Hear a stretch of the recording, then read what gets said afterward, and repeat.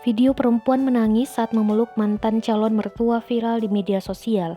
Ia bertemu dengan ibu tersebut saat menghadiri acara pernikahan mantan pacarnya. Kisah itu diketahui dari unggahan akun TikTok @edsph pada Kamis 27 Mei 2021. Video tersebut mendapat beragam komentar dari warganet dan telah ditonton lebih dari 6 juta kali.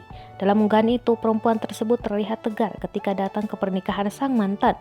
Ia menangis saat memeluk mantan calon mertuanya di acara pernikahan tersebut. Perempuan dalam video viral itu bernama Vera Novita, 23 tahun, asal Riau. Kisahnya itu direkam dan diunggah oleh sang teman, Edi Syaputra, 22 tahun.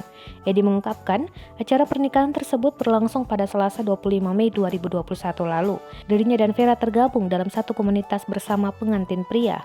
Menurutnya, Vera dan pengantin pria sebelumnya menjalani asmara selama 2 tahun. Keduanya lalu memutuskan untuk mengakhiri hubungannya pada tahun lalu. Meski hubungan mereka kandas, namun keduanya tetap menjadi teman.